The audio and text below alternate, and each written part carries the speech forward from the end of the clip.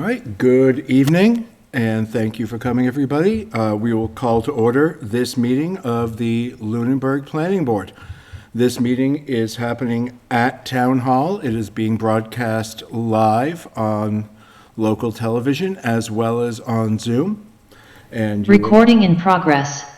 You are welcome to call in or come on down if you wish. Call in on using the Zoom info. All right. Again, thank you everyone for coming and for being here. And we will open with public comment. Just want to verify that There is none online. Okay. Great. In that case, we'll move forward to our A&R plan for 274 Prospect Street. What's that? 724, isn't it? 274. I have My two. bad. Okay, I have 27. Okay, cool. And just please say your name and address. Is that right? Yeah. For the My name is Anthony Cleaves. I'm with Haley Ward, Civil Engineers and Land Surveyors. Great. 510 Mechanic Street, Leominster, Mass. Here on behalf of A&M Construction, who we prepared the A&R plan for. So the plan is for 3 lots bounded by Pond Street, Kimball Street, and Prospect Street. Again, you can see it there. Frontage on all 3 streets. The Lot 2 frontage to meet the requirements is on Pond Street and on Kimball Street. There's a strip of 50 feet that goes down to Prospect Street. You'll see later tonight the reason for that, which is for a sewer line. The town does not allow cross-country sewer, so we have to have it all stay on our own property, and the only sewer in the area is on Prospect Street. We're in the Residence A district. Minimum lot area, 40,000 square feet. All the lots have in excess of that. Lot 1, 58,000 plus. Lot 2, almost 49,000, and Lot 3, a little over 46,000. Frontage, 100 feet minimum. We have in excess of that in multiple locations on that.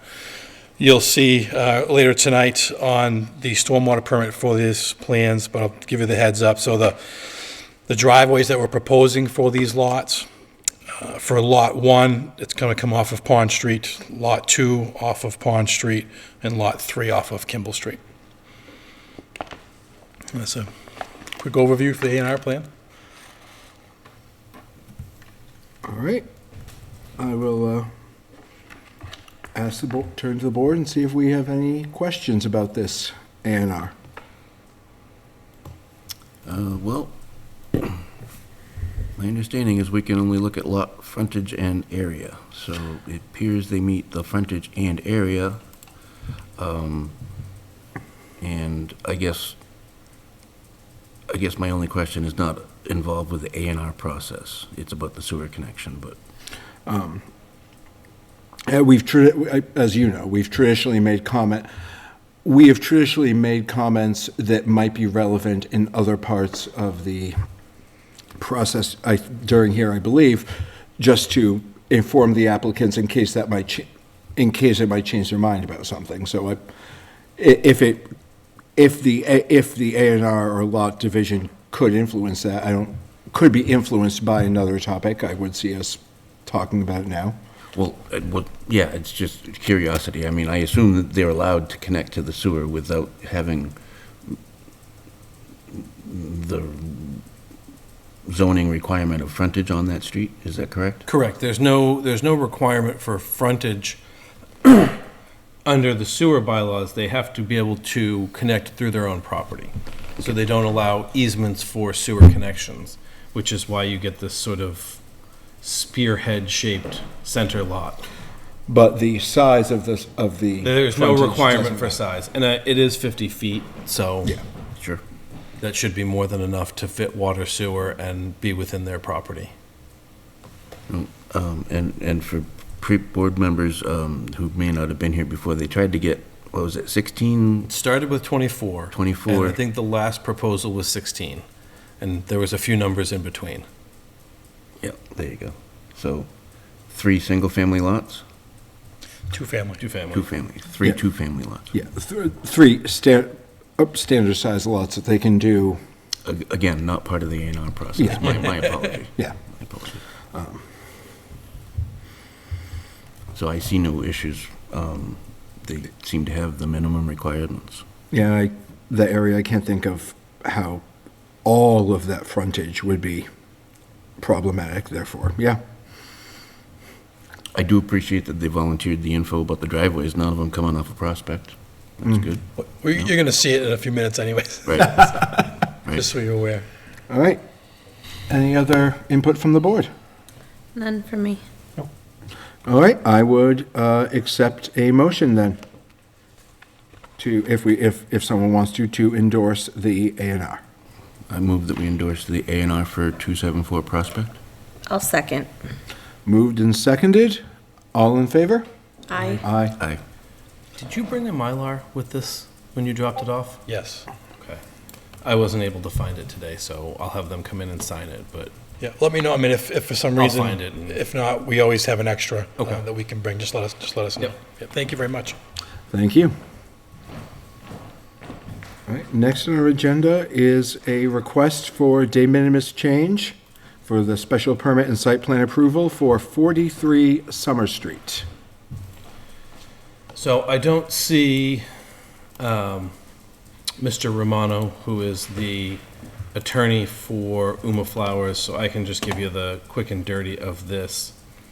Uma Flowers is the cannabis dispensary located, or soon to be located, at 43 Summer Street.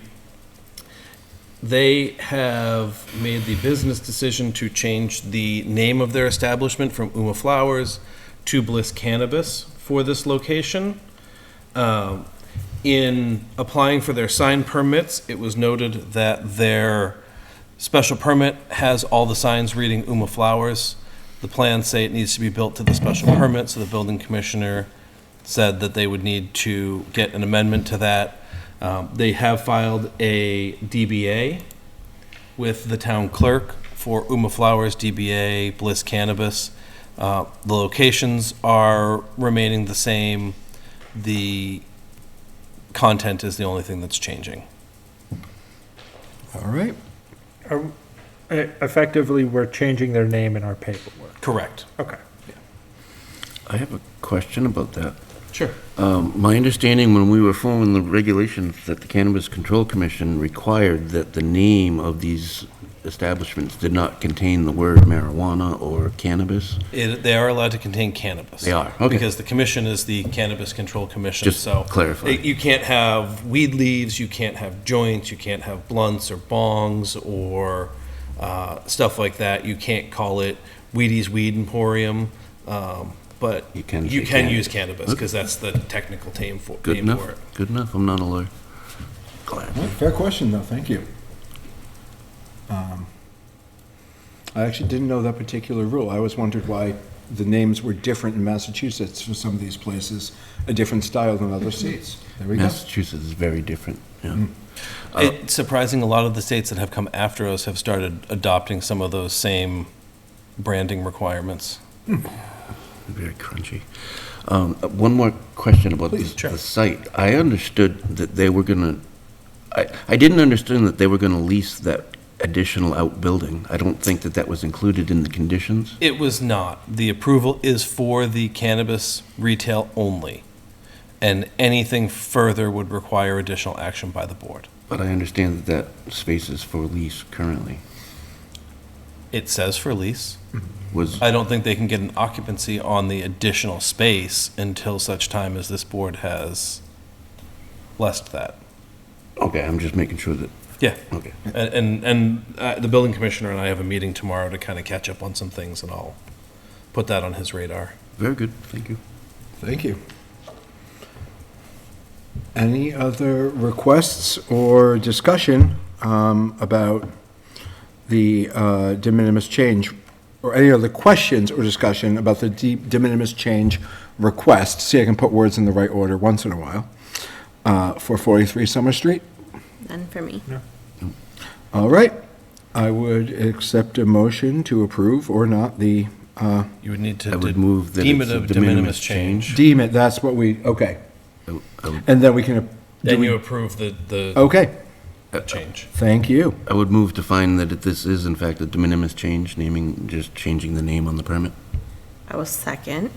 Moved and seconded, all in favor? Aye. Aye. Very good. And since we have deemed it a de minimis change, I would accept a motion for approving or not this de minimis change. Motion to approve de minimis change? I'll Is that second. enough since we're still on the same topic? Great. Okay, moved and seconded, all in favor? Aye. Aye. Aye. Wonderful. Well, that is out of the way for soon-to-be Bliss Cannabis. Now we have public hearings. One for the stormwater permit for 274 Prospect Street, and then the special permit for 560 Mulpus Road. And we'll start with the public hearing for the stormwater permit for 274 Prospect Street. Okay. The Lunenburg Planning Board will hold a public hearing on September 25th, 2023, more like October It 2nd. was scheduled for then, but this was moved due to, Okay. 6:15 PM, Town Hall, 17 Main Street, Lunenburg, Mass. To hear and review a stormwater permit application under Chapter 204-1 of the Code of the Town of Lunenburg for 274 Prospect Street, Lunenburg, Mass. 01462, parcel number 098001000. Applicant is A&M Construction Services at 122 Bar Road, Hubbardston, Mass. 01452. Materials are available for viewing at the planning office at 960 Massachusetts Avenue in Lunenburg. My name is Anthony Cleaves with Haley Ward, 510 Mechanic Street, land surveyors and civil engineers for the project, here on behalf of A&M Construction. So we're here, as mentioned, for a stormwater permit, and as Mr. Allison had mentioned, this property has been before the board many times, I believe, in the past for various layouts and development potentials. I believe, like I said, I think Adam mentioned 24 units, maybe 16 from there. So, as we saw on the A&R plan, we're looking for 3 lots and 2-family homes on each of those 3 lots. As you see on your plans, and as I mentioned before, lots 1 and 2 would have driveways off of Pond Street, and the 3rd lot would be off of Kimball, no driveway cuts onto Prospect Street. So you're aware, we have filed with the Conservation Commission. At the very bottom of the plan, you see in purple there, that's the 100-foot buffer zone from Lake Whalum. The majority of our development is outside of that. It just comes onto the lot. Our property is separated by the road to Lake Whalum, so we have water and sewer connections that are going into Prospect Street. All the sewer connections are tying into Prospect because that's the only surrounding street that has sewer. But there is water in Kimball, so lots 3 and 2 would tie into Kimball for their water service, and lot 1 would tie into Prospect Street for their water service. So to meet some of the criteria in your stormwater bylaw, we're proposing rain gardens, individual rain gardens for each lot to try and stay away from a combined area, homeowners association. I know sometimes that's the only way you can go, but in this one, we tried our best to have each lot have their own independent rain garden. And you see those on lot 1, kind of a little bit down to the left of the house. Lot 2, same thing, down and to the left, and lot 3 down and to the right. Size the volume for those to meet both recharge standards and TSS, as well as the standard that's written in your bylaw of the 1-inch times the impervious area for the properties to meet your phosphorus. That really becomes a controlling factor. The soils on this property are C/D soils, so that really, the 1-inch becomes a controlling factor for your volume, and that's what they were sized for. To provide some pre-treatment along the edge, the downside edge of each driveway is a stone filter edge, typically called a pea stone diaphragm. We made it a little wider, made this actually 2 feet wide, try and get some infiltration too, if we can, off of the driveways before it then flows to the rain gardens. The plan that I've colored here is one of a few that's in the set. We split the plans up because we had, water, sewer, drainage, gets pretty busy. But the plan that I've colored here and brought tonight is the erosion control plan. So what you can also see on this plan, we have proposed erosion control to go along the bottom side perimeter of construction activity, basically encompassing that whole low side. I'll just step to the board for a second.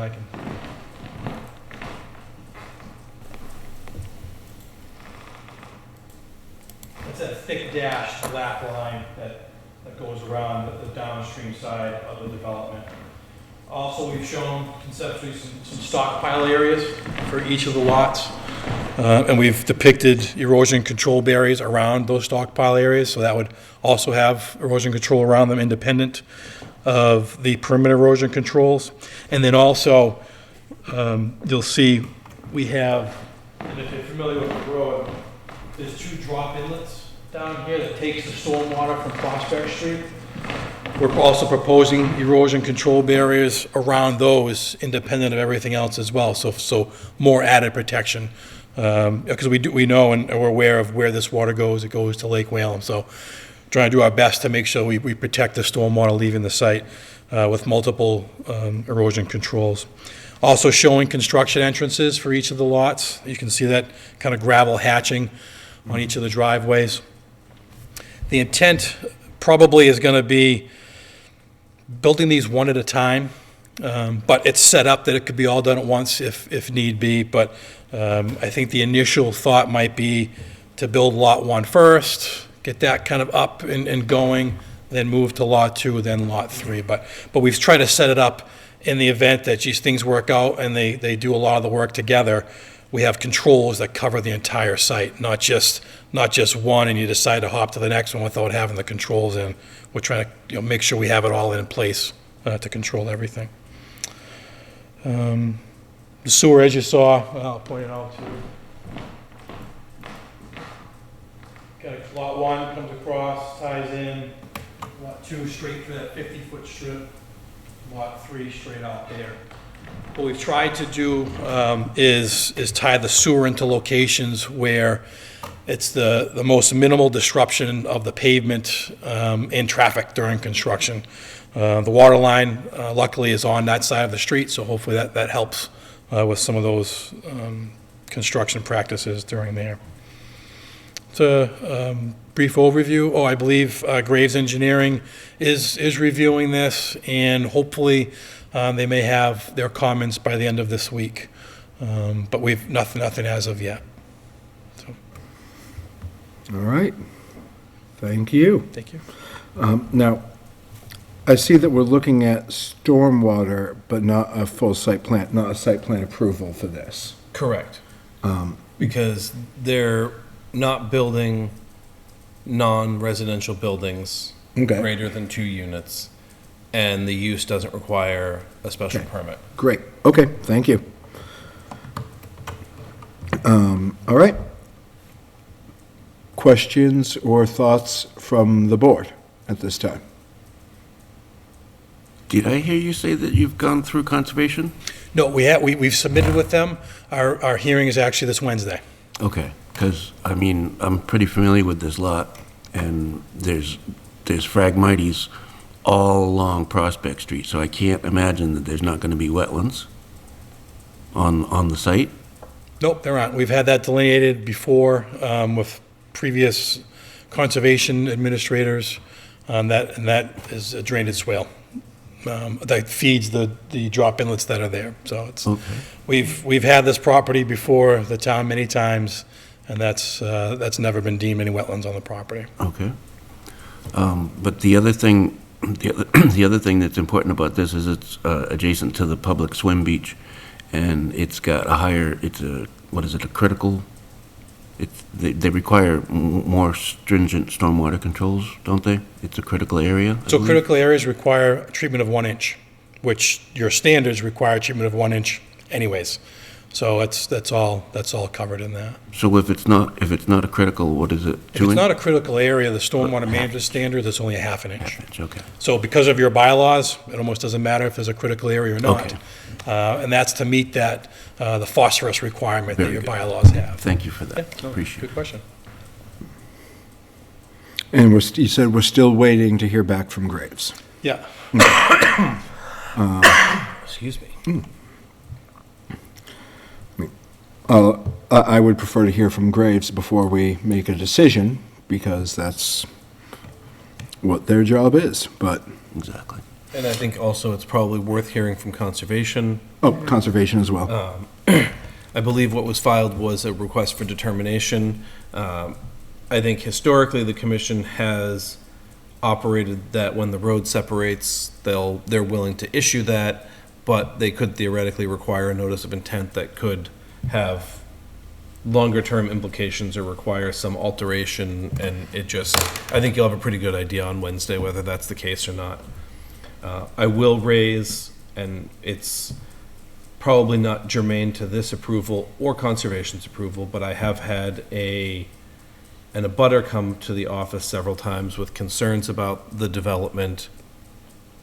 It seems, well, beyond the view and development of a parcel that they thought would never be developed, which isn't anything that we can really do anything about. This is a by right use. They had concerns about the location of the driveway, which again is not a germane topic to stormwater or to conservation in this specific instance, but I will put it on the record that they are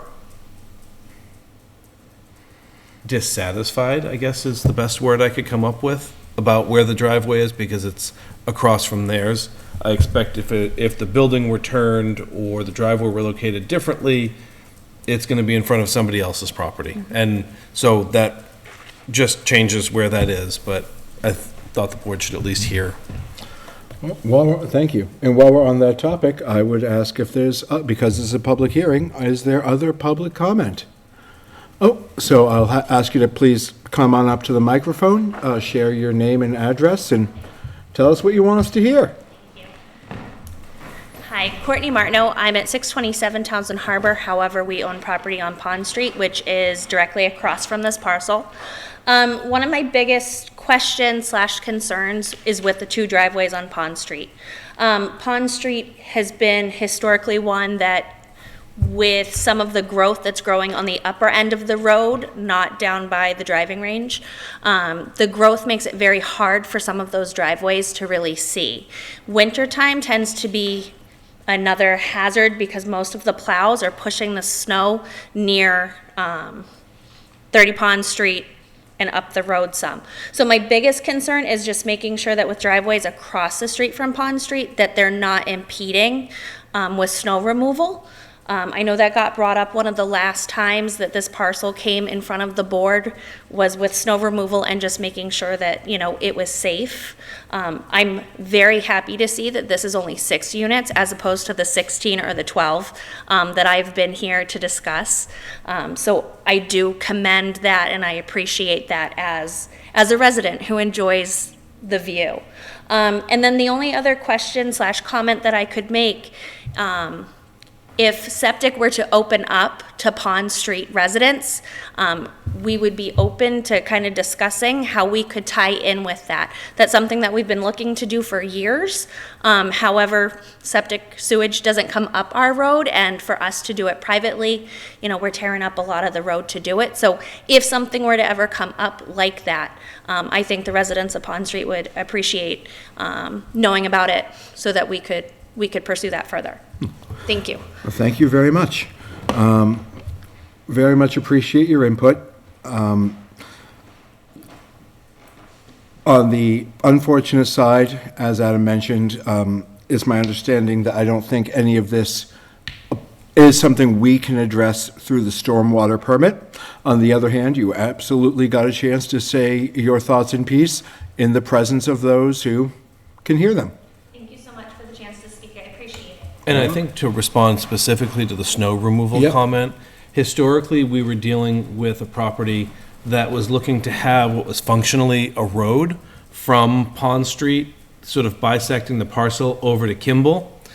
And the snow removal that would be associated with that would be greater and done in a more concentrated fashion. So you would end up with someone plowing what's functionally a, 300-400 foot road into one spot. Here, you're dealing with two residential driveways. It's a valid concern because depending on how people clear their driveway, they can leave a big pile at the end. But you're also probably looking at a lower volume of snow unless we have 2015 all over again. But it is a reasonable thing, and we'll make sure Mr. Cleaves is taking note. Again, thank you for the opportunity to speak up. Very welcome. Also, while we're on public comment, it looks like we do have at least one member of the public in Zoom. We do. I believe they're here for the next hearing. Okay, great. But if you are here on Zoom and do wish to speak for public comment, do use that hand raise feature, just so we know that you want to talk to us. All right. Other questions or thoughts from the board?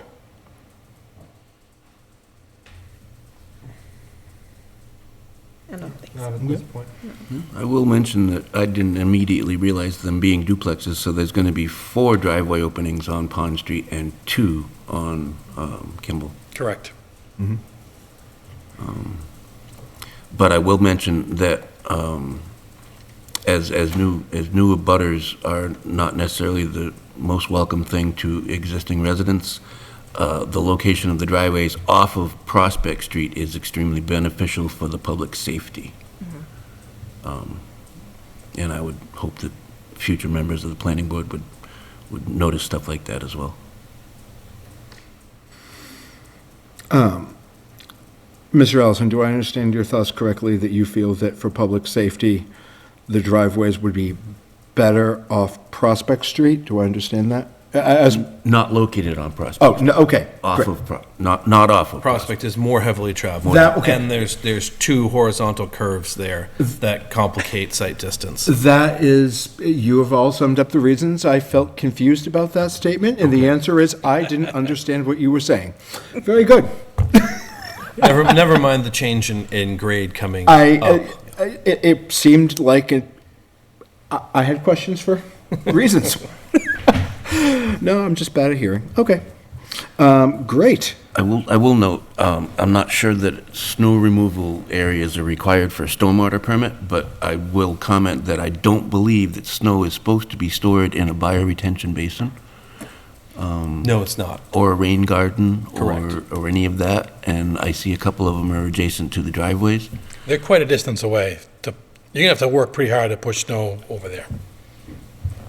You'll be ruining your lawn if you do that. Not that it couldn't happen. But Just wanted to be on record as yeah, mentioned. that's a good point. Yep. Thank you. I plow. I wouldn't put good it, point. I wouldn't push it that far. It's stuck. Okay. I think, given that we're waiting on Graves, it would make sense to continue this hearing. Do we have an estimate from Graves on when we might hear back? End of the week. Okay. So it seems likely that our meeting, if we were to continue, would the meeting on October 23rd work for you? Yeah, I mean, we're hoping the sooner the better, so absolutely. We're still in the hopes of starting construction before the streets get closed. Hear So you on that. We're getting towards the end, so that's why we appreciate the opportunity, even though the Graves hadn't finished a review yet, to hear any comments if he had any. So hopefully, whatever comments Graves has, we can work them out with them and hopefully have a final product for you to approve, hopefully at the next meeting. So that would be great. The sooner the better. That would be fantastic. Okay, wonderful. Was there any other public comment in the room? Do we have any other public comment? I believe she's here for the next hearing. Okay, great.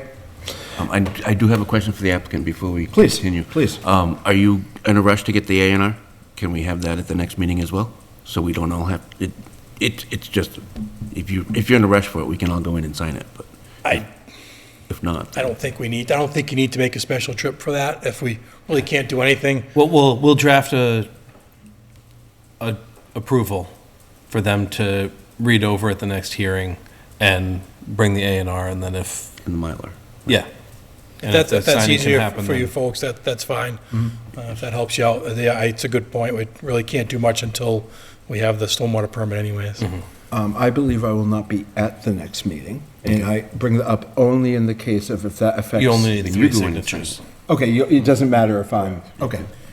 So the one thing to be aware of is if the conservation hearing goes well on Wednesday for the RDA, and they do give us the approval to go ahead, I believe the contractor would like to get those utilities in off the road well in advance of any potential snowstorms or anything that can be crazy, just to help not have an issue with fighting a snowstorm and things like that. So we would be trying to do that. So question to Adam, I guess, then, is it appropriate for them to proceed at their own peril without a signed A&R, or?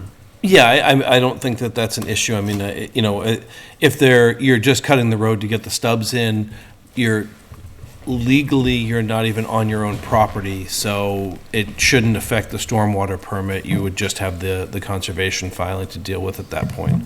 And then if for whatever reason something happens, you've sunk your own money into putting in some Right. lovely stubs for someone else to find. Yeah, but I just wanted to make sure I Yeah, no, you No, shouldn't thank violate you. anything I here. wanted you to know that.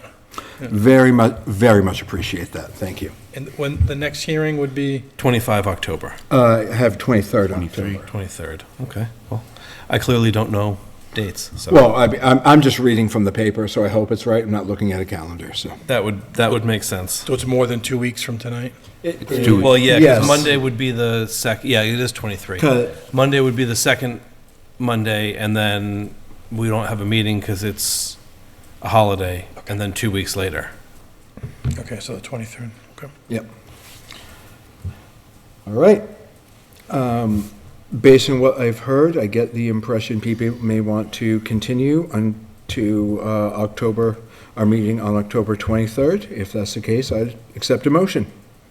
So moved for the continuance to the 23rd, I'll second. Do we need to specify a time for the continuance? 6:05, Great. works? Yep. Second. All right, moved and seconded. All in favor? Aye. Aye. Great. Thank you very much for your time, I appreciate it. Thank you. We'll see you on the 23rd. Thank you. Well, some of us will. Yeah, I'm a jerk. You can Yeah, leave. you can leave it up there for now. Yeah. Thank you very much. Thank you. Thank you. Next up, we have the public hearing for the special permit for 560 Mulpus Road. It's opening. Okay. The Lunenburg Planning Board will hold a public hearing on September 25th or October 3rd, 6:05 PM, October 2nd, right? Yes, it's October 2nd. October 2nd. Town Hall, 17 Main Street, Lunenburg, Mass. To hear and review a site plan approval application under Chapter 250-8.4 of the Code of the Town of Lunenburg for 560 Mulpus Road, parcel number 065000900. Applicant Freedom Forever LLC at 68 Gold Street in Agawam, Mass. 01001, and owner Claire Ryan at 560 Mulpus Road in Lunenburg, Mass. 01462. Materials are available for viewing at the planning office at 960 Massachusetts Avenue in Lunenburg. My name is Paige Pereira. I'm here on behalf of Freedom Forever. We are looking to build a ground-mounted system on Claire's property. Right now, we have it far enough from all the other properties that no one else can see it. You can't see it from the road, no other property owners, anything. We already went through the zoning approval to get the ground mount closer to the setbacks. We do have two setbacks. One is 97 feet 9 inches, and the other one is 92 inches and 5 feet. That is due to her having a whole bunch of trees in that area, so we're trying to keep it close enough to her driveway that she gets as much production as possible, but far enough away from the trees that it doesn't interfere with her system. This will be all done small scale. It is only a 10 kilowatt system AC and a 14.4 DC, which is why we're here today, due to it being over the 10K system. a 14K technically has to be heard before you guys, and I didn't want to resubmit all the permits. Technically, we are only sending 10 kilowatts of solar back into the grid. We're only using small scale everything. You guys have been out to our property and saw the bridges and everything. The biggest thing going out there will be a pickup truck. All of our tools are handheld size. We're going to trench around her garage that she already has out there so we don't have to interfere with her driveway or anything like that. We're only putting in 24 pedestals, so there shouldn't be any change to the lot in any sort.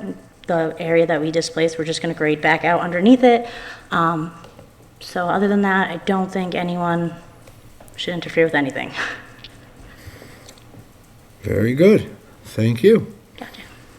And as a general reminder, this is one of the, where we talked about the solar bylaw before. We have that, rather than dictating, in Lunenburg, we don't dictate the size of a solar installation by its physical size, but instead by the kilowatt hours.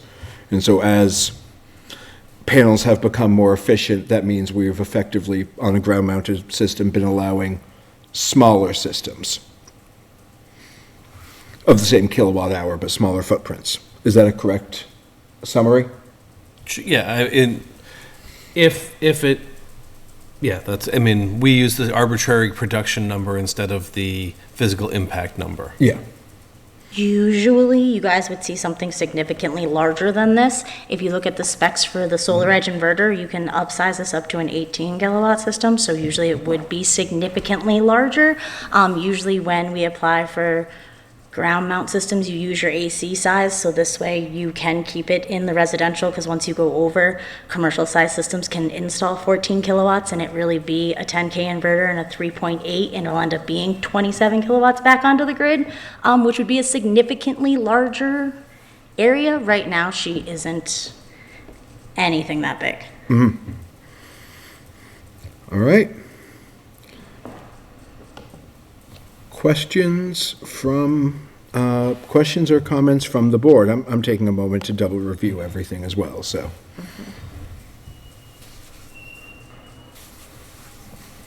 So I guess they've gone through ZBA, right? Correct. What have they gotten for relief? They got relief for the lot size.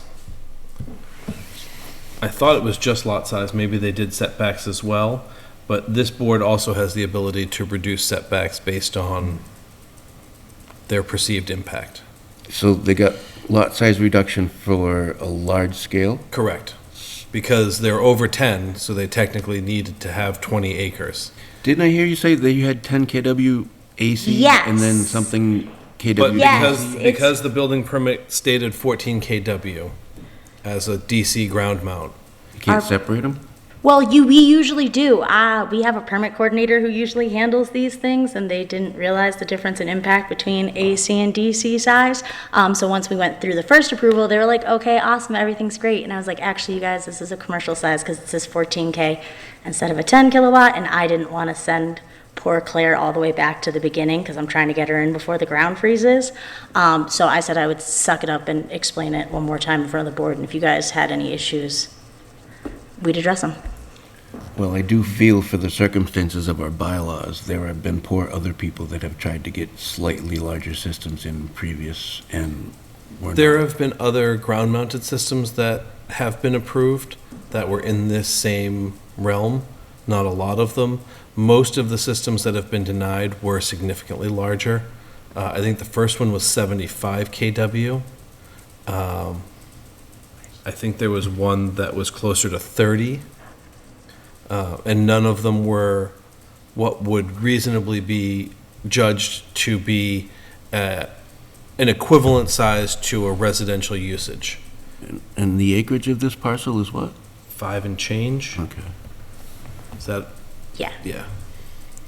I mean, for reference, the generator that runs my house is a 14 kW generator, and it doesn't run my laundry or my stove.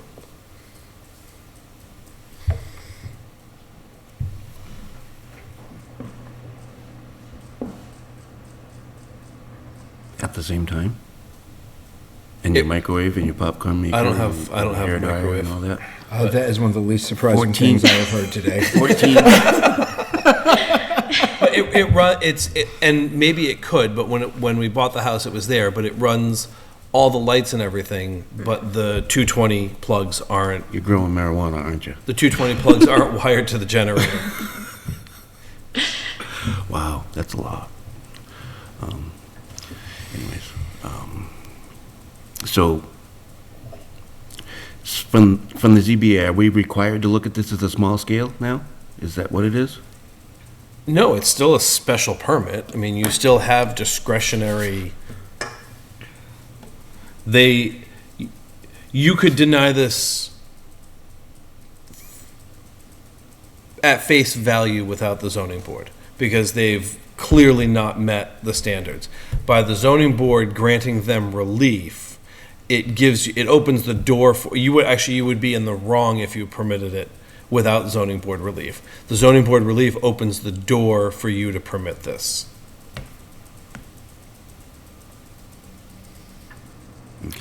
So the zoning board has said, these are acceptable for zoning. Now we look at it special permit in that holistic view. Correct. Okay. And I think if one were to compare this, there is a system on Northfield Road down the way that I believe is the same or slightly larger than this system footprint-wise, that was granted setback relief by the zoning board, but they are 10 kW.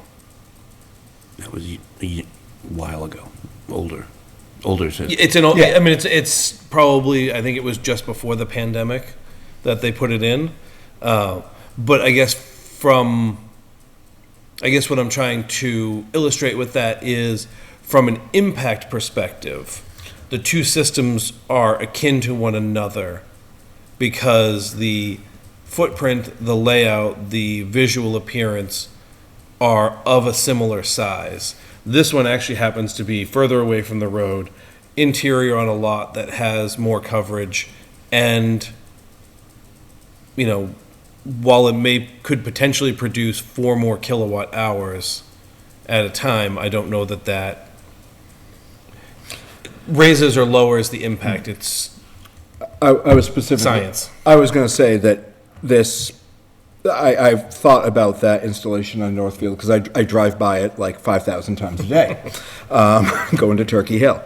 And, no, that was my thought, that this seems similar in physical stature and scope while being more removed from public view. And on a larger lot. Yeah.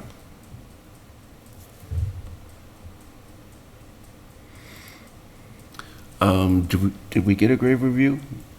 Are we going to? I did not ask for one, because from a stormwater perspective, this is disconnected impervious. It would count the same as rooftop, and there isn't any other engineering impact that I thought fell into this.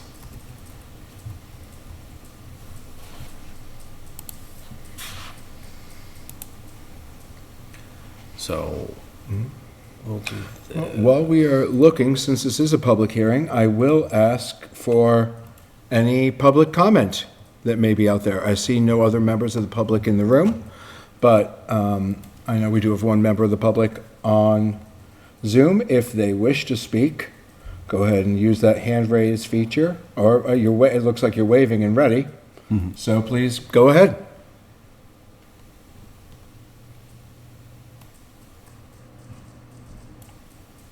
Or I may have misunderstood that. So up on the back there is this parcel. This being the garage, and the area where the system would go being where the cursor currently is. Thank you for that. That's helpful.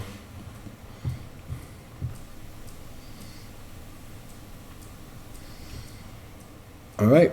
So, you're familiar with the site? Yes, So the barn looks like it's got an RV next to it? yes. That's gonna stay? Well, and she has like a panels- shed. So when you go up her driveway, Right here would be like her actual garage, and then she has like a shed RV thing over here in the corner. The ground mount is like down the little hill off of her driveway. So all the structures are remaining. Yes, which is why we got the okay for the 97 feet. If I put it to the 100 where it needed to be, we were like on top of her driveway. And yeah, which is why we have her like as close as possible, but not in any way chance of damaging her driveway as we're installing.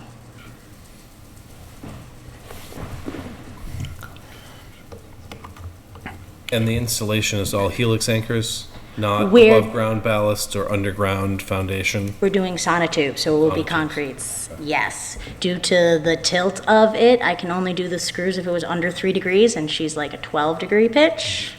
So we're going with the sonotubes.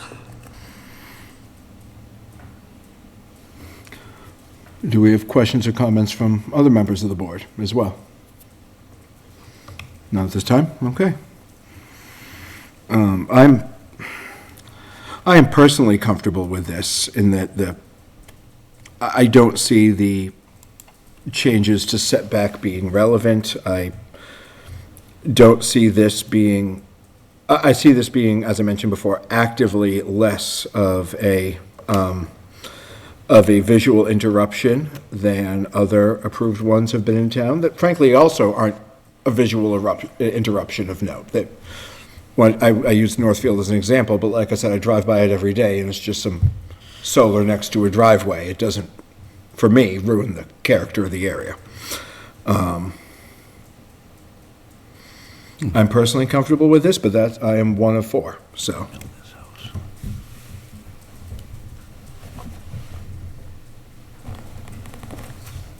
Well, as much as we've been vocal about not liking our bylaw, it is what it is, and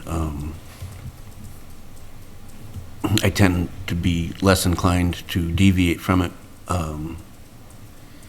in general. I've already expressed a discontent with the fact that we did go with nameplate rather than footprint. This looks like an extremely remote site. I still haven't gotten the contours to come up yet, but I'm pretty sure it's downhill from most of the residents, and no, it's uphill. Yeah, she has like a solid quarter-mile of driveway completely covered by gigantic, beautiful trees. If you're ever having a wedding, she's the lady to ask to use her yard.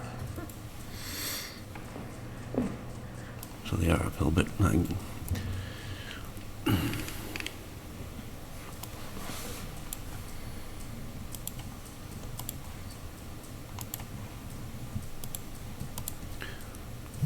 Use your contours. no, I did get them. Oh, you got them. Thank you. I'm sorry, are you able to hear me now? Yep. It actually Okay, goes slightly I up had an from- audio issue, sorry about that. She actually does, if you look at the property next to it as well, to your right, that is under her name as well. Just to add in there. All right, so Is that what the 8? where the, where the it's the cursor yellow is lot now. and the lot where the cursor is. I was guessing that based on the driveway path I saw, but I don't know that, for me, it factored into the decision either way, because, there.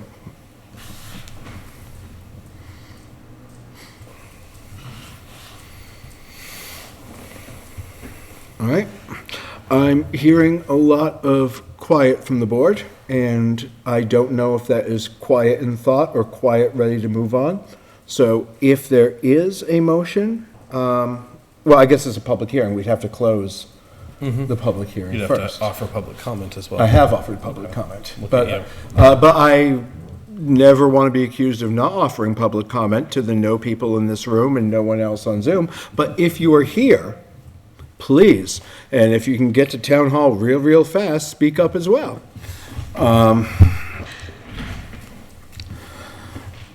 So do we want more info from the applicant at this point, or are we ready to deliberate?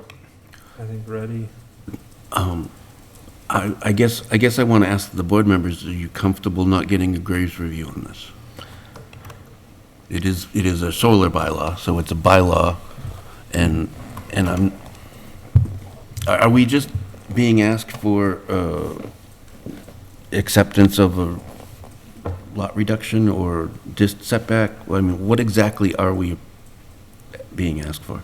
Well, it's, by the bylaw, it's a large-scale system, so you'd be issuing a large-scale, a special permit for a large-scale ground-mounted solar. So if we approve this tonight, then we will have issued a large-scale ground mount. Correct, but historically, when the board issues those decisions, they include the nameplate capacity of the system to be installed in the decision to avoid deviation from that, and they tie it back to the plans as submitted.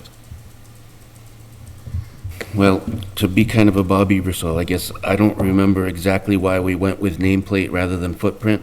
May have been convenience, may have been the material given to us by the state, may have been whatever we had at hand. I guess I would just be cautious of wondering why we chose 10,000 and not 11,000 or 9,000. And what are the differences between issuing a permit for a small scale versus issuing a permit for a large scale? Are there different requirements that we may want to waive or include on conditions? I'm not very clear on this. So, the bylaw was in place when I started working here, so I can't say why you chose nameplate capacity. My guess is you used the state model, Right. and that was what the state used. Why 10 kW was their bar is anybody's guess. I get you. Um, That was As more- far as installation differences, I think other than the physical equipment, a 6 megawatt system and a 10 kW system are functionally the same in the way that they're installed. They can be installed with either of the footing methods. Please correct me if I'm incorrect. The racks are the same, the panels are the same. There's just a whole heap more of them, the more energy you're creating. As far as concerns, I think when you get into a large-scale system, there's potentially stormwater concerns because oftentimes you're going to be clearing a large area, installing a whole heap of panels, and how do you deal with that? Here, I don't think you're dealing with that same issue. We're talking about sonotubes. If someone were building a deck of the same size as this system, they would put just as many sonotubes in, and that wouldn't trigger anything from this board. It would just be a building permit, and it would be a matter of reviewing it for the building code. For, the large scale, I think a lot of the issue and a lot of the restrictions that are in the bylaw are intended to mitigate things of megawatt and greater. At the time the bylaw was adopted, which was 2012, 2013, give or take, you were talking about 1 acre per megawatt, and you were seeing people dropping 4, 5, and 6 megawatt systems left and right wherever they could get them. Lunenburg had a ton of land, a ton of attractive land to drop those in, and some places had setbacks that were like 25 feet. So, if you had an acre, you could put a megawatt in, and, Bob's your uncle and you're pumping out power. Lunenburg said, no, we want to keep the rural character. We want the 200-foot setback because we don't want panels right up on our streets. So I think a lot of the controls put in there were meant to avoid systems like we have on Chase Road or on Pleasant Street or on Northfield, or that you see like on Route 70 when you're heading down through Lancaster towards 117. It's got to be 2 megawatts out there. And I think the town was hoping to avoid roadside systems becoming ubiquitous across town where people had land that they could then get a solar lease for. I'm not going to try and crawl into the brain of anybody who was involved in this 10 or more years ago. I don't think that a resident serving themselves through the installation of a system that would reduce their financial burden through Unitil or their carbon footprint through the production of energy in a greener way was necessarily something they were trying to avoid. And the state had actually gone through pains to sort of try and guarantee that with rooftop systems. And some people, the rooftop system becomes more of a burden because the structural upgrade to the house or the location of the house and its relation to trees and other areas can be significant. And so putting something like this system in seems like the answer.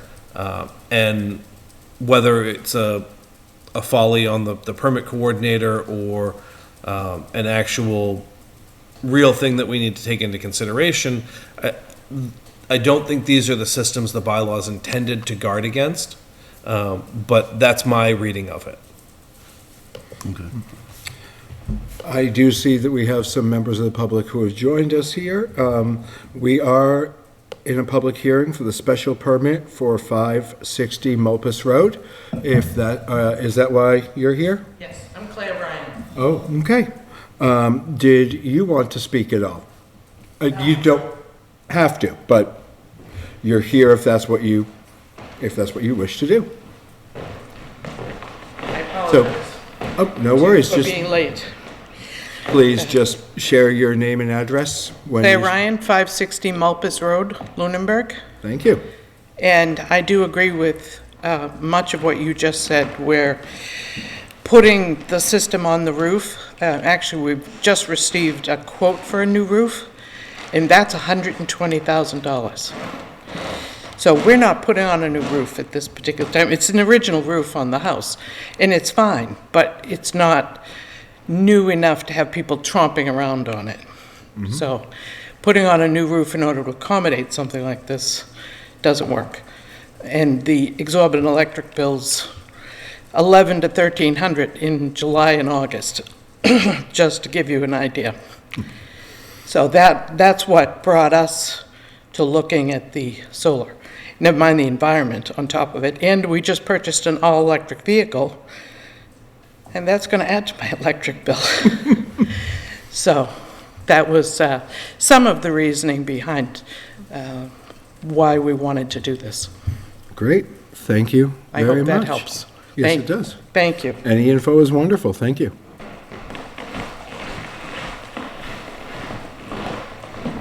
And if there's any other members of the public who wish to speak in person here or online, do just let us know. Seeing no other requests for public comment, again, I turn to the board. We can ask them as many questions as we want. If we want, we can close the public hearing and deliberate. I don't have any further or any questions at this point. I have a question about abutters. Is that something that would be required in this case? It is somebody's property, but if it's a larger scale. A butter's house, so were they like- notified? Yes. Yes. Yeah, okay, so Yes. they would have been That, notified. yes, we received the abutter list and stamped envelopes, and we sent the Perfect. notice of tonight's hearing. Okay, perfect, thank you. Great. Relevant question. I have nothing else said. No, I have no further questions. You were wearing your thinking face, so I wasn't sure. That was, No, I have deliberation. No more. oh, okay, very good. Deliberation.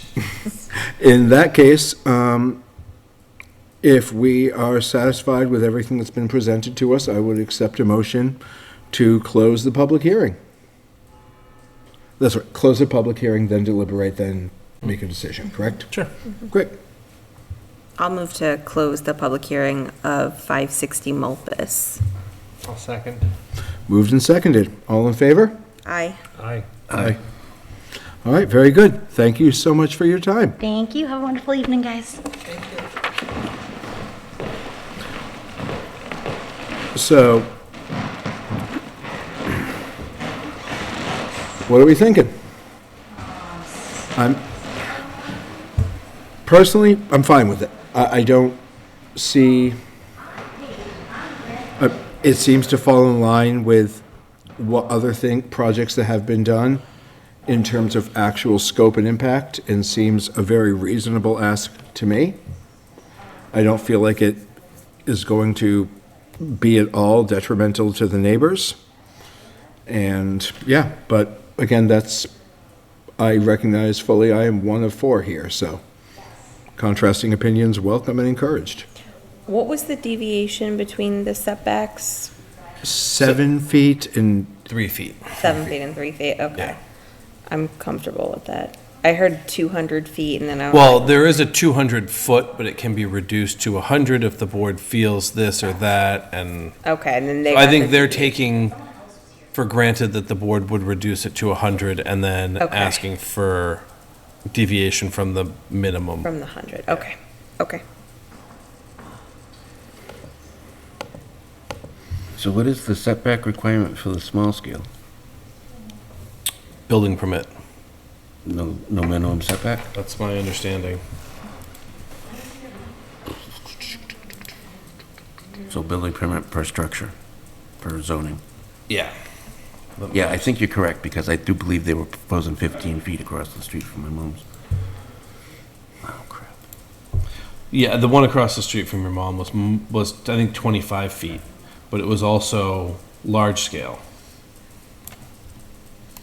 Because it was 75. Well, it was proposed originally, but it ended up being 10. It was put in there, and then they moved, and they took it with them. Did they really? Uh-huh. I called it a spite solar. hadn't even crossed my mind that, you could move and take it with you, as hadn't even, Well, he was in the solar industry. I mean, he worked for Borrego. yeah.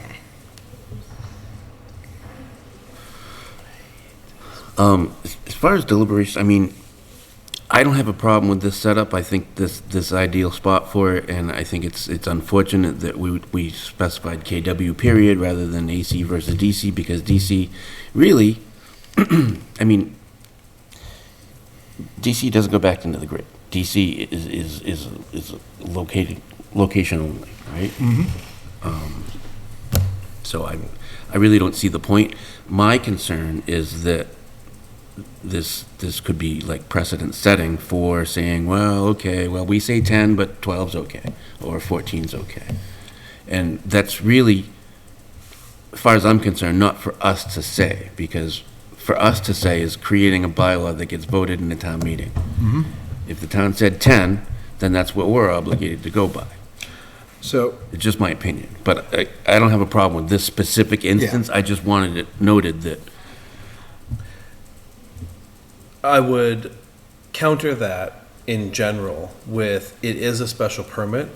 So even if they had 20 acres, you could determine that it wasn't appropriate. And so even if they do get the relief that they got, you could still determine that in this particular instance, because special permits are subjective based on all the evidence for each case, that it doesn't work in a situation. It's 5 feet off the road, it's, right in front of the house, it's causing glare in the neighbors, whatever it happens to be. And that's not a plug to approve or disapprove this, it's just, by nature of it being a special permit, you always have the option to find that it's not in character or could cause some deleterious effects. I was about to say much of that with a question mark, and then look to my right to make sure that I was not completely off base. So, yeah, I was thinking that the special permit case by case. And the concern about saying, well, this or that doesn't matter because the bylaw, the zoning board has done that for you. And now you look at the facts of how this impacts the area. So you've now got 9 different people potentially looking at this and saying, we agree that this has minimal or no impact in a negative light. Or it does. Say, though, if we disagree with them, we can thumb their nose at their thoughts and Correct. say we disagree fundamentally and no, because that's our right as a board.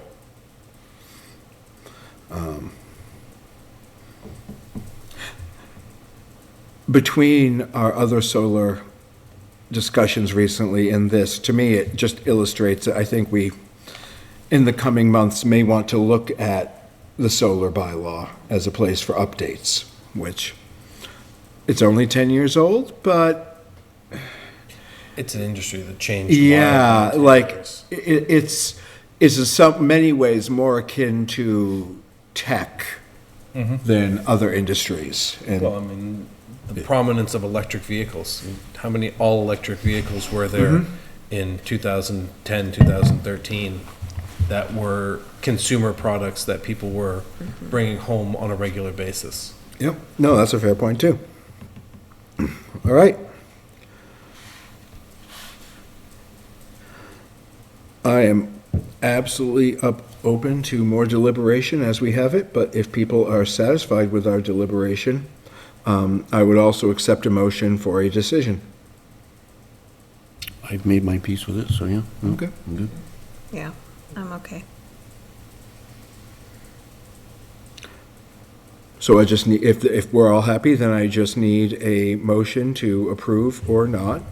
Is that how it works? If would we also move to not approve, or would we? I don't like negative motions. I'm fine with that. So generally, I advise that there is a motion to approve, and if it dies, then, I mean, you can make a negative motion. It's not, Okay, I didn't know the standard protocol for that. I don't think there is one. I think it's Okay. kind of up to each board. Because often, if we're going to get to the point that it's clear we're going to, Usually, if you follow Roberts, you don't make negative motions, but you're not obligated to follow All right. Roberts. And I will mention, it's not uncommon for the select board to make negative motions Okay. as well, so. very good. Because most of the time, if we would have a negative motion, it's often found early enough that they say, oh, wait, They see the writing on the wall. yeah, I'll come back to you. I would argue that two wrongs don't make a right. Two lefts do. Three do. Three left. Well, that explains why I don't get to the right place. So I would accept a motion then. And it would be a motion to approve the special permit for 560 Mulpus Road. And would this require any other conditions or benefit from any conditions? That would be up to, I don't I- believe that there's a lot to, I mean, if this installation takes 12 days, I would be shocked. Honestly, the longest part of this is going to be the curing of the concrete. I didn't know, because there's no site plan approval, I didn't know what does and doesn't fall under special permit for having to. I mean, you could put construction hours. I don't think that would be unreasonable. I wouldn't expect that it's somebody's house. They're going to want them there at 6 o'clock in the morning, with an auger digging out holes to put sonotubes in. But I guess if you're an early riser, Do we want to include construction hours in a decision?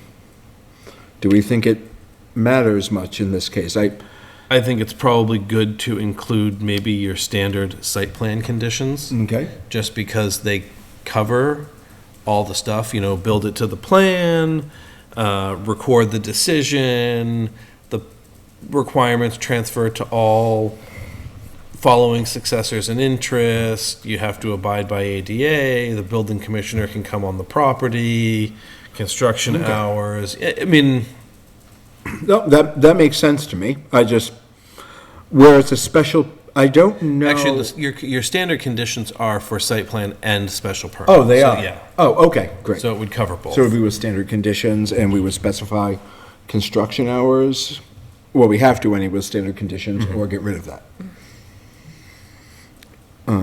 We could approve with standard conditions and our standard residential construction hours. Do we have to say those outright, or are those? No, I mean, those are 8 to 4, Monday through Yep. Friday, 8 to 12, Saturday, no Sundays and holidays.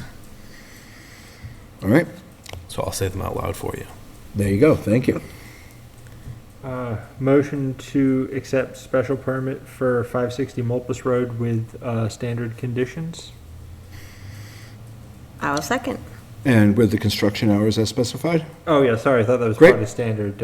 I don't know how well that works, but that way we've crossed our Ts and dotted our lowercase j's. Sounds good. All right, moved and seconded. All in favor? Aye. Aye. Aye. Very good. Thank you very much for joining us, and that is the special permit for 560 Mulpus Road. All right, we are on to board discussions. Master Plan Steering Committee.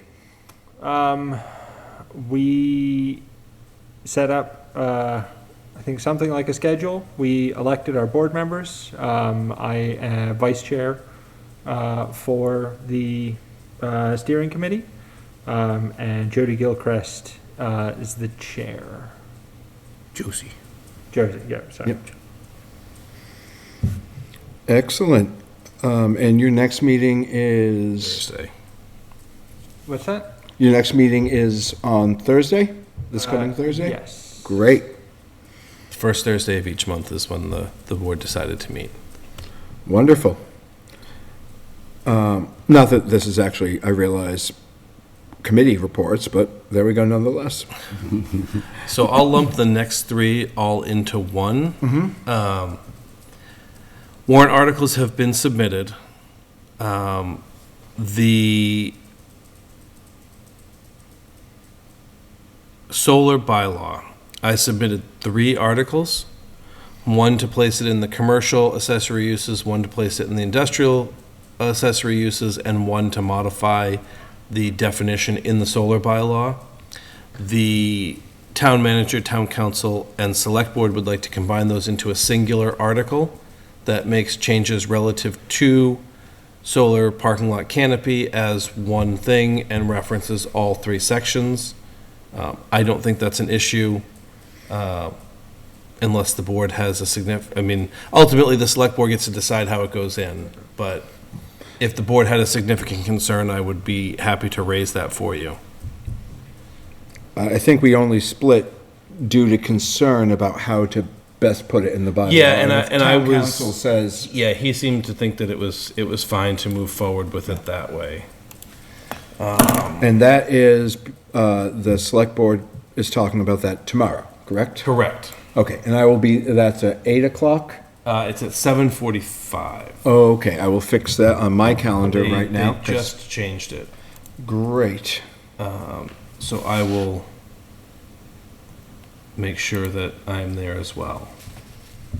And they're going to condense the multiple page articles, they're going to reference and have them on file with the town clerk. So the Water Supply Protection District, and the common driveway. They won't be printed in the warrant, there'll be a reference to them. I understand that and am frustrated by it, but Well, the warrant was 15 pages, 8 of which were the Water Supply Protection District. I understand. Yep. Okay. But I did happen to speak to someone who is very active in the Hickory Hills Association today, and did put a bug in their ear about the positive changes for them. Hopefully they felt the same way. well, we'll see, but I have a question on the combining the 3 articles into one. It's through the chair. please, yeah. So, I mean, since we were gonna say 2 for a definition, and now you've done 3 because there's a definition in 2 different zones? Yeah, and I looked at it and I figured it was safer to submit them as 3 and have council say, no, let's consolidate them. Because really, I could have written it as 1 that said, to insert the following languages in sections 4.1K5 and 4.1L 3, or whatever, I don't remember what the specific numbers are off the top of my head. Because the language is exactly the same for both sections. Sure. And then council felt that since they're all part and parcel of one thought, that doing them as one article made sense. I guess, I appreciate the input, but I guess the question was about the ability to make amendments to that. It would only be subject to what is referenced in the article, so it would be the definition of large scale and the language being proposed to be added. So I guess if there was a major consensus about not having it in commercial but having it in industrial, would that be an amendment to me makeable Yes, on they the could, floor? they could strike the, not the having it in commercial. Okay. I guess, so in my mind, that doesn't make any difference whatsoever, being 3 individuals versus 1. I think that will help it make a lot more sense to people in town who look at it and go, why are we voting why do we have to vote 3 times on the same thing? And Yeah. there would be Which 2 is- less articles. Yes. Yeah, which everybody likes. Banger. Anything else on the 3 articles we put forward? 3-ish, plus or minus. I'm going to be at the Select Board meeting tomorrow as well, in case they have any questions, just to represent us for that portion. I don't know that I will be at all necessary, but Okay. I guess I do have a question. There's no inference here or reference to the AgCom's warrant article. I did notice it was on for tomorrow night under Jen Duffy. She is a member, but she's, Yeah, I have not heard zero about this article, oh, that's fine. other than that it got submitted. Okay. That's, So I'll just make sure that it is advertised for the 23rd for the hearing. no, it's already on, okay, through the planning. Yes. Okay, there you go. Thank you. Because I it just- would need to be referred, Yeah, but. that was my question. Yeah. Right. Yeah, I'll be there as well tomorrow. Oh, Yeah, great. I'll be here tomorrow as well. wonderful. With no other discussion, I will move us on to minutes approval for 9/11/23.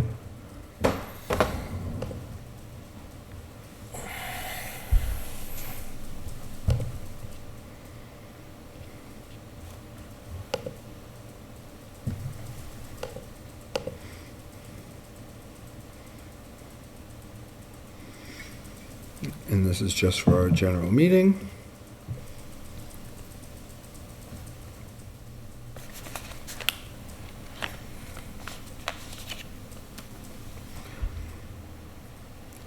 As people have read it, and if you're comfy, I will accept a motion.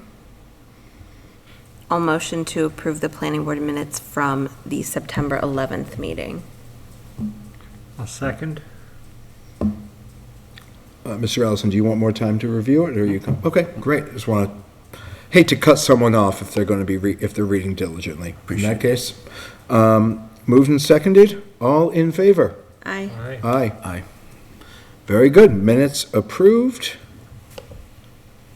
And committee reports. Open Space Ad Hoc Committee. Open Space was not able to meet due to a agenda issue, and I believe the goal is to meet the 13th of this month, but I'm not positive, but there's no meeting, there's no report. Thank you. Lunenburg Municipal Building Design Committee. They are meeting, they were scheduled to meet tonight at the same time that this meeting started, so I figured it was better to be here than there, Fair. Thank you, sir. certainly. Agricultural Commission. We have not met since our last meeting. You said the open space is meeting the 13th? I think That's that's a the, Friday? oh, maybe not, I'm not quite sure, the emailing back and Okay. forth to figure out scheduling. I don't think anything's been nailed down.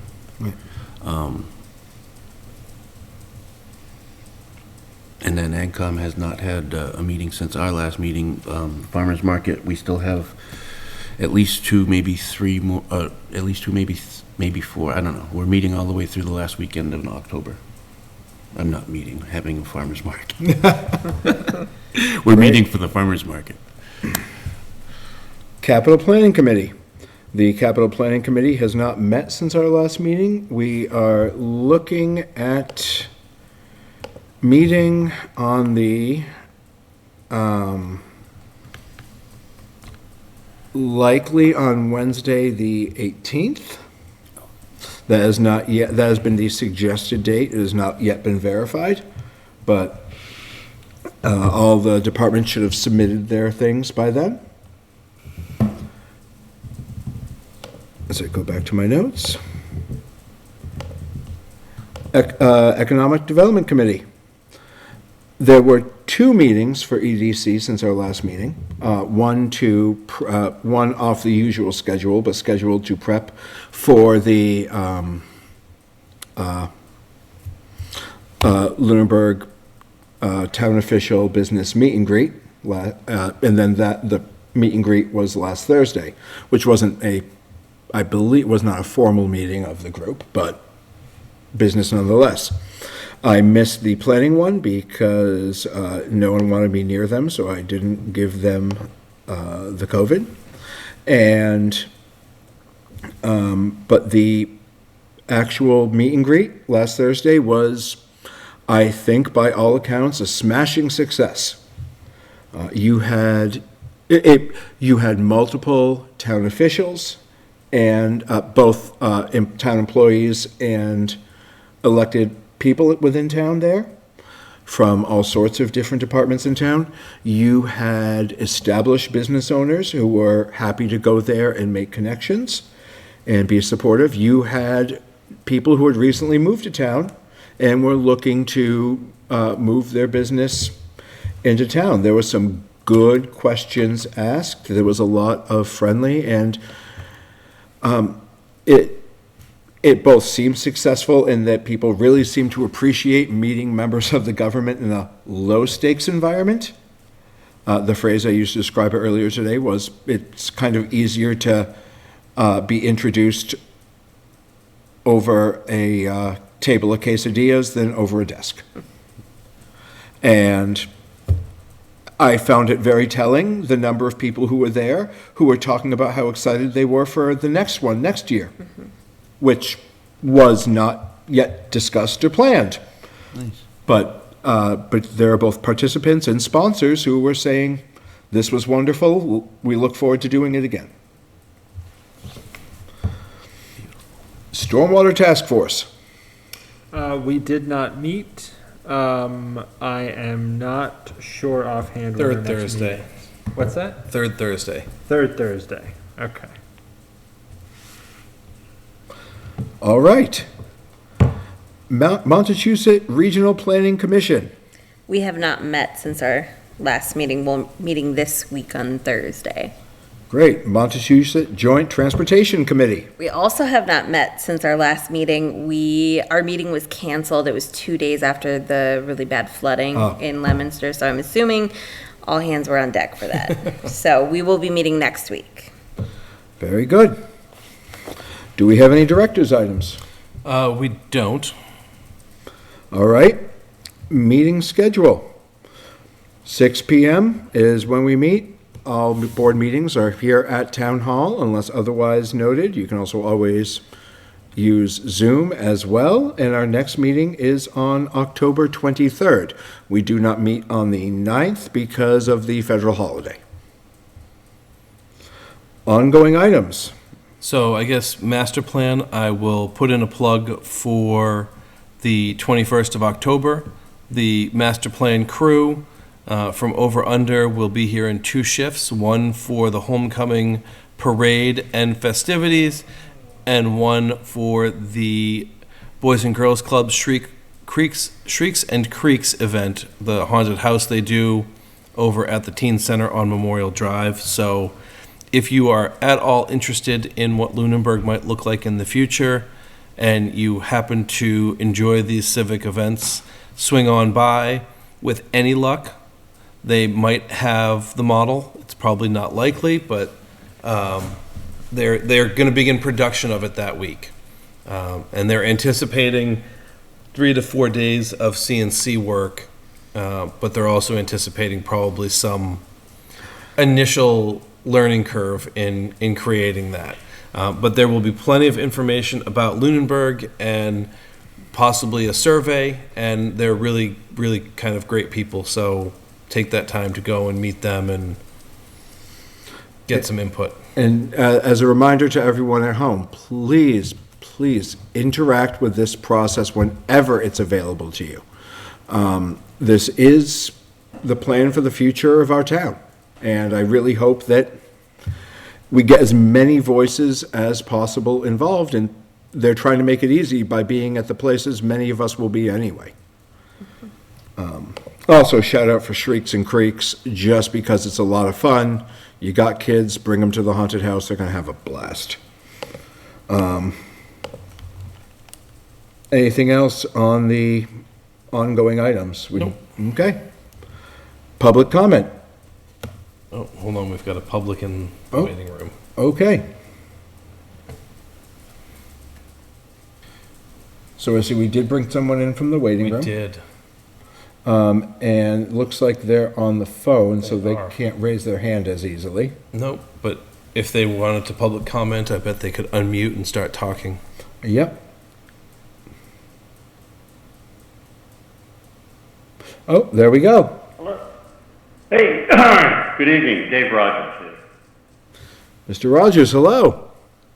Good. I wanted to take a few minutes to publicly thank Adam, who I understand has accepted another position. And I hope that he goes with our thanks and appreciation for all that he has done for the town. He is a plethora of information. He's a hard worker, and he certainly has helped the town of Lunenburg in many, many ways. So I wanted to take this opportunity as just a citizen to say we recognize all the contributions that he's made and thank him so much and wish him well. Thank you. Oh, I appreciate that, Dave. Thank you, sir. And I assume he's still on Highland Ave. Oh. I am. Very good. 88, correct? 88? Yes. Street number, Highland. No, 82. Oh, 82, sorry. Oh, Yeah, she's still gonna Karen's still gonna keep me here. She hasn't moved me out yet. well, Mr. Rogers, thank you very much for sharing that sentiment, and kind of transitioning to board comments, concerns. I really want to call out, if you watch these meetings, the number of times you see all of us turning our heads to the right. Now, for you at home, that's going to be your left. But you see us all turning to look in this direction, the number of times per meeting, and the number of times that we make a statement with a question mark at the end, and then look that way to make sure that we're actually have a clue what we're talking about and not completely off base. Adam has been an absolute asset to the town of Lunenburg, and I am very happy for him to see him moving on to other things, and sad for the town because that is a loss of not only institutional knowledge, but of actual expertise in the field. And the feedback I have received from other people who have interacted with town government or people in business at the mixer have all echoed that same gratitude. Well, thank So, you. Adam, thank you very much for your time with the town of Lunenburg. I appreciate that. If I could, Mr. Chairman? Yes, please. One other comment I'd like to make, and occasionally Adam has brought his children in not participate, but to sit and listen to his babysitting. And they are the nicest kids. They never say a peep, so they should be commended for that, Adam. And they'll be missed as well. Thank you, Dave. I appreciate that. Thank you very much. The check is in the mail. Yeah, and make sure you make it out to Karen, because Okay. you know these rules Yeah, and it's $1.04, okay? Thank you very much, You're the Dave. best. Appreciate it. Okay, yep. Thank you, bye-bye. And just kind of following up on the pleasantry side for the rest of the board, I am doing what I am able to step in to help make things still run smoothly for us. I think there's a lot of question marks on what exactly that looks like. I will be taking over the calls, the bi-weekly calls with Over-Under. And I think there's a lot of question marks on how the coordination is going to look going forward. That's going to get filled in over the next week and a half. Any questions from the board or thoughts are welcome here or now, or anyone who's like, boy, howdy, I sure have free time and want to help. That's great, but we're all gonna make it work. And just, Adam, thank you again. Thank you. Any other board comments or concerns? It has been a pleasure working with you, Adam. You have been a wealth of knowledge, and whenever you didn't know something, you were quite ready to say, I will find out, and you were fairly attentive, and I appreciate that. And you brought us out of a pretty deep hole. I'm not quite sure we're entirely out of it yet, but we were pretty deep when you got here. And Hopefully the master plan digs us the rest of the way out. yeah, I appreciate that. Thank you. Thank you. All right. Thank you very much, everybody. With nothing else for business, I would accept a motion to adjourn for Adam Burney's last meeting with the Lunenburg Planning Board. I don't want to. It's true, if we don't adjourn, we can keep him here forever. Well, I think that's how it works. We have to take a vote at 10:30. Oh, there we go. So moved. Sorry. Amanda wants her burger and beer. Did we have a second in there somewhere? Second. Oh, okay. Moved and seconded. All in favor? Aye. Aye. Aye.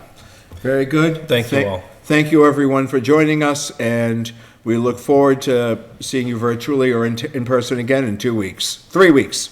3 weeks.